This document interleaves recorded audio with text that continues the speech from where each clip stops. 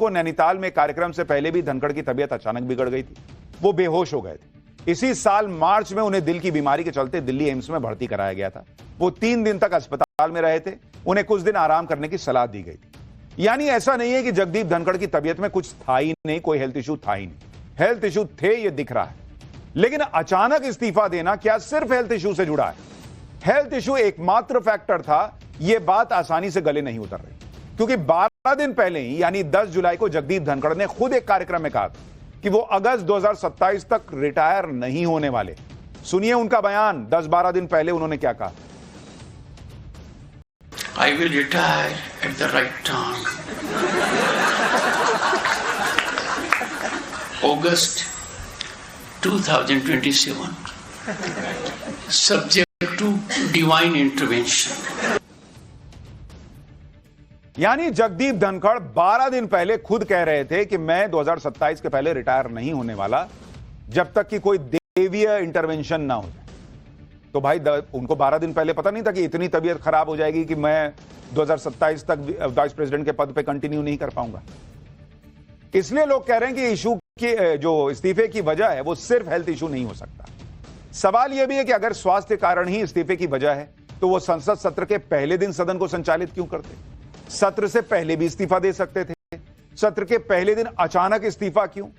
दूसरी बात, कल शाम तक जगदीप धनखड़ के इस्तीफे की कोई चर्चा नहीं थी, कोई हवा नहीं थी।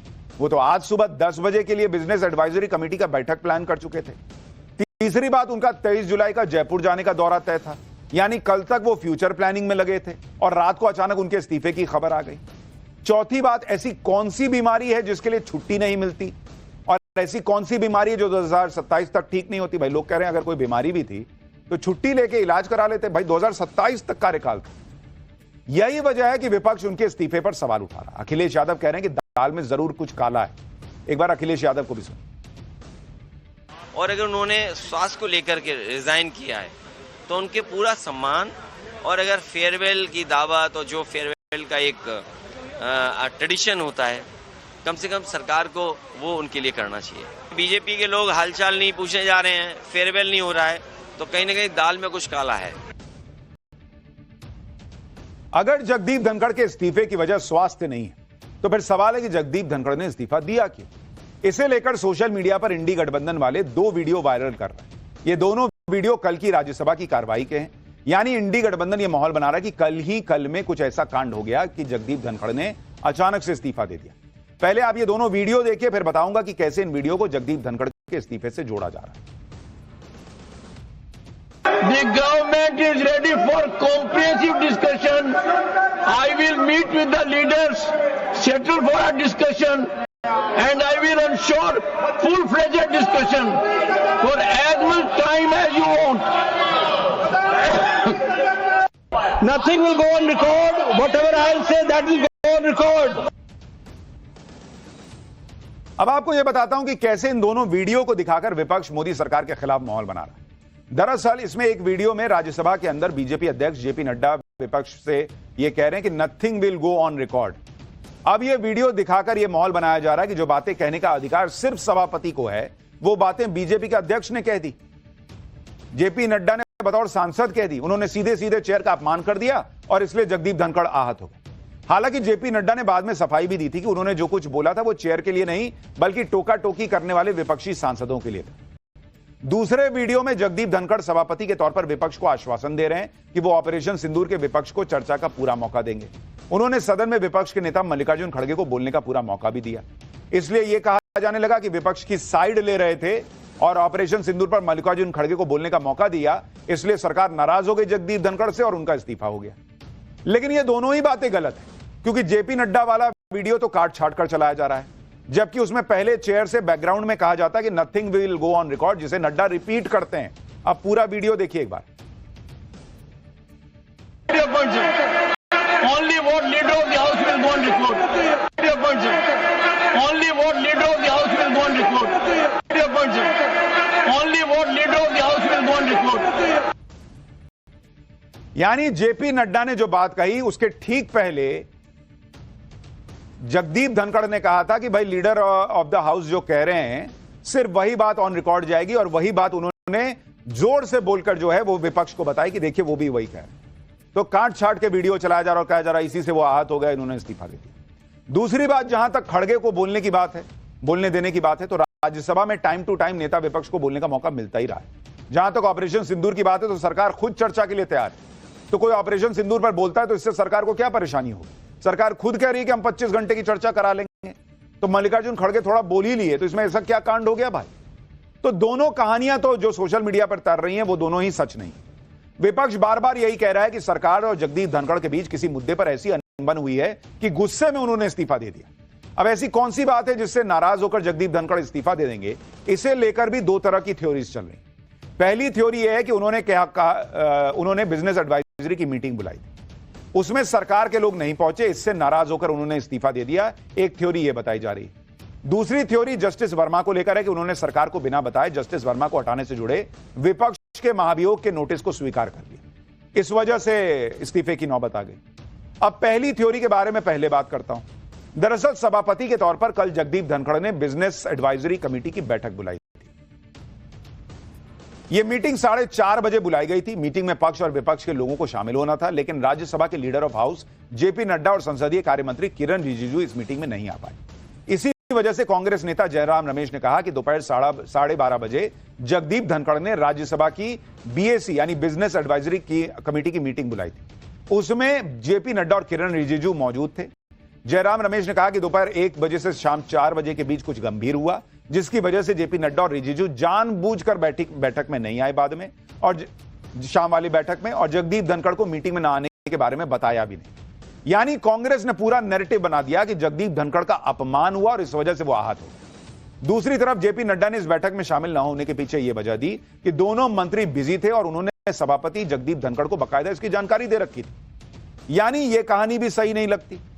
जगदीप धनखड़ के इस्तीफे को लेकर एक ट्रिगर पॉइंट कहा जा रहा है कि जस्टिस वर्मा के खिलाफ महाभियोग से जुड़े नोटिस को ट्रिगर पॉइंट बताया जा रहा है। सूत्रों से मिली जानकारी के मुताबिक धनखड़ चाहते थे कि जस्टिस वर्मा के खिलाफ महाभियोग राज्यसभा में लाया जाए, लेकिन सरकार महाभियोग से जुड़ा नोटिस पहले लोकसभा में लेकर आई। उस नोटिस में राहुल गांधी, प्रियंका वाड्रा के भी सिग्नेचर थे। वहीं दूसरी तरफ जगदीप धनखड़ ने चेयर से यह ऐलान कर दिया कि जस्टिस वर्मा के महाभियोग के लिए उन्हें विपक्ष के नेताओं की सिग्नेचर की कॉपी राज्यसभा में मिली है, जिसमें पर्याप्त संख्या में सिग्नेचर है। राज्यसभा में जगदीप धनखड़ ने यह ऐलान करके सरकार को भी चौंका दिया। अब जगदीप धनखड़ के ऐलान से सरकार के लिए असहज होने वाली स्थिति हो गई, क्योंकि यह पूरा मामला विपक्ष की तरफ से शुरू किए सिग्नेचर अभियान की तरफ चला गया। इतना ही नहीं, जगदीप धनखड़ ने विपक्ष के इस नोटिस पर नियमों के अनुसार प्रक्रिया का पालन करने की बात भी कह दी। इसके अलावा सूत्रों से यह भी खबर आ रही है कि सरकार जस्टिस वर्मा के मामले को सरकार बनाम जुडिशरी नहीं बनाना चाहती थी। उसका जोर जुडिशरी से बेहतर तालमेल पर है, लेकिन कई बार जगदीप धनखड़ जुडिशरी के खिलाफ बयान देते आए हैं।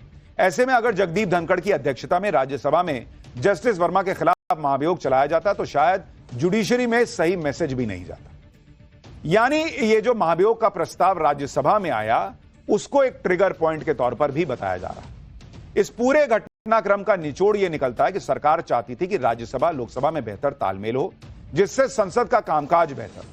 अगर राज्यसभा में कुछ और होगा, लोकसभा में कुछ और होगा और तालमेल नहीं बन पाएगा तो फिर संसद के कामकाज पर भी असर पड़ेगा। जगदीप धनखड़ धाकड़ नेता रहे, लेकिन इसमें कई बार वो सरकार को भी असहज स्थिति में डाल देते हैं, जैसा कि कल इस महाभियोग प्रस्ताव को लेकर कहा जा रहा है कि सरकार असहज स्थिति में आ गई। इतना ही नहीं, एक बार अपने ही सरकार के कृषि मंत्री को मंच पर ही वो सुनाने लग गए थे। एक पुराना वीडियो भी देखिए, फिर आगे की बात बताता हूं। कृषि मंत्री जी, एक एक पल आपका भारी है। मेरे आपसे आग्रह है और भारत के संविधान के तहत दूसरे पद पर विराजमान व्यक्ति आपसे अनुरोध कर रहा है कि कृपया करके मुझे बताइए, क्या किसान से वादा किया गया था और वादा किया गया, वादा क्यों नहीं निभाया गया, और वादा निभाने के लिए हम क्या कर रहे हैं। गत वर्ष भी आंदोलन था, इस वर्ष भी आंदोलन है, काल चक्कर घूम रहा है, हम कुछ कर नहीं रहे हैं।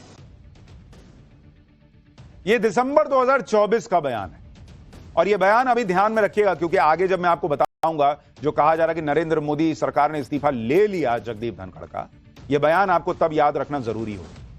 लेकिन आप देखिए कि ये वो सरकार है जो भाई रिकॉर्ड एमएसपी पे खरीद हो रही है। इसके आंकड़े हम आपको पाठशाला में बता चुके। रिकॉर्ड जो है वो किसान सम्मान निधि का ट्रांसफर अकाउंट में हो रहा है। एमएसपी ऑलमोस्ट बढ़ते बढ़ते डबल के करीब पहुंच गई है पिछले कुछ सालों में। तो सरकार किसान के लिए जो करना है वो लगभग कर रही है। एमएसपी पे कानून की बात कर रहे थे जगदीप धनखड़ की, वो क्यों नहीं बना देते, जो कि कई एक्सपर्ट कहते हैं कि भाई फाइनेंशियली फिजिबल नहीं है कि आप कानून बना के एमएसपी की गारंटी दे दें। लेकिन मंच पे खड़े होकर आप अपने कृषि मंत्री को सुना रहे हैं, जबकि आप उसी सरकार का हिस्सा हैं। राष्ट्रपति की सरकार कही जाती है भाई, उपराष्ट्रपति उसी सरकार का हिस्सा तो है। तो मंच पे अपनी सरकार को क्रिटिसाइज करने की बजाय, ऐसी बात कहने की बजाय जो कि फैक्ट से मैच नहीं करती, अगर वो आप सामने सामने बैठ के करेंगे, ये उम्मीद की जा रही थी। लेकिन आप ये भी देखिए कि इस तरह की बातें कहने के बावजूद जगदीप धनखड़ के बारे में सरकार ने कुछ बोला नहीं। ये दिसंबर 2024 का बयान था। ऐसे में अगर ये कोई ये कहे कि किसी एक घटना की वजह से धनखड़ को सरकार से हटने के लिए कह दिया गया, तो इस बात पर यकीन करना मुश्किल है। फिर भी लोग ऐसी ऐसी थ्योरी चला रहे हैं जिन्हें सुनकर हंसी आ जाती है। जैसे ये बातें चल रही कि कल मोदी सरकार ने अपने सभी राज्यसभा सांसदों को बुलाकर उनसे खाली कागज पर साइन करवा लिया था। यह भी दावा किया गया कि कल अमित शाह, राजनाथ सिंह और जेपी नड्डा ने जगदीप धनखड़ के मुद्दे पर बैठक की और फिर अमित शाह लोकसभा अध्यक्ष से मिले। कांग्रेस सांसद मणिकम टैगोर ने दावा किया कि कल उन्हें संसद परिसर में यह सुनने को मिला कि बीजेपी सांसदों से इंपीचमेंट मोशन पर साइन कराया गया है। उसके बाद रात में जगदीप धनखड़ ने रिजाइन कर दिया। सवाल यह है कि इंपीचमेंट मोशन किसके लिए लाया जा रहा था। ऐसी थ्योरी चलने लगी कि यह साइन इसलिए कराए गए ताकि जगदीप धनखड़ अगर इस्तीफा नहीं देते हैं तो सरकार उनके खिलाफ महाभियोग लाकर उन्हें हटा देगी। लेकिन इस थ्योरी में आप खुद सोचिए, इतना सा भी अगर लॉजिक लगाइएगा तो आपको कोई दम नहीं दिखेगा, क्योंकि सरकार अपने ही बनाए हुए उपराष्ट्रपति को इतने अहम पद देने के बाद महाभियोग का प्रस्ताव लाके हटाएगी। आप सोचिए कितनी एम्बैरेसमेंट होगी किसी सरकार के लिए कि वो जिस उपराष्ट्रपति को उन्होंने बनाया उनको महाभियोग का प्रस्ताव लाके हटाएंगे। नरेंद्र मोदी सरकार अपने पैर पर कुल्हाड़ी मार लेगी, ऐसा हो सकता है। और जहां तक कोरे कागज पर साइन कराने की बात है, तो इसे लेकर यह बात सामने आ रही कि सरकार ने राज्यसभा के कुछ सांसदों से साइन इसलिए कराए थे जिससे यह मैसेज जाए कि एनडीए के सांसद भी जस्टिस वर्मा को हटाने की मुहिम में लगे हुए हैं और इसका जगदीप धनखड़ से कोई लेना देना नहीं। महाभियोग का प्रस्ताव लाके हटाएंगे। नरेंद्र मोदी सरकार अपने पैर पर कुल्हाड़ी मार लेगी, ऐसा हो सकता है। और जहां तक कोरे कागज पर साइन कराने की बात है, तो इसे लेकर यह बात सामने आ रही कि सरकार ने राज्यसभा के कुछ सांसदों से साइन इसलिए कराए थे जिससे मैसेज जाए कि एनडीए के सांसद भी जस्टिस वर्मा को हटाने की मुहिम में लगे हुए हैं और इसका जगदीप धनखड़ से कोई लेना देना नहीं। तो मतलब एक बेसिक लॉजिक है कि भाई सरकार अपने उपराष्ट्रपति के खिलाफ जो है वो महाभियोग का प्रस्ताव क्यों लाएगी। जो लोग भी ये माहौल बना रहे हैं कि इस धनखड़ से इस्तीफा ले लिया गया, वो लोग ये भूल जाते हैं ये नरेंद्र मोदी का स्टाइल ऑफ फंक्शनिंग नहीं है बॉस। जैसे आप सत्यपाल मलिक का उदाहरण देख लीजिए। सत्यपाल मलिक ने मार्च 2021 से ही किसान आंदोलन पर मोदी सरकार को घेरना शुरू कर दिया। यूपी में बीजेपी के चुनाव हारने जैसी बातें कर दी थी। उस वक्त सत्यपाल मलिक मेघालय के राज्यपाल थे बॉस। इसके बावजूद वो अक्टूबर 2022 तक मेघालय के राज्यपाल बने रहे। मोदी सरकार ने उनको हटाया नहीं राज्यपाल के पद से, जबकि वो जो मन में आ रहा था बोल रहे। कई लोग तो ये भी दावा करते हैं, सोर्सेज ये दावा करते हैं कि आज जो जांच करप्शन के मामले में सत्यपाल मलिक तक पहुंच गई है, वो सत्यपाल मलिक को तभी समझ में आ गया था कि वो पहुंचेगी, और इसलिए उन्होंने नरेंद्र मोदी को, उनकी सरकार को कोसना शुरू कर दिया था, ताकि जब जांच एजेंसी उन तक पहुंचे तो वो ये आधार बना सके कि देखो मैं तो सरकार के खिलाफ बोल रहा था, इसलिए मुझ पे ये एक्शन हो रहा है।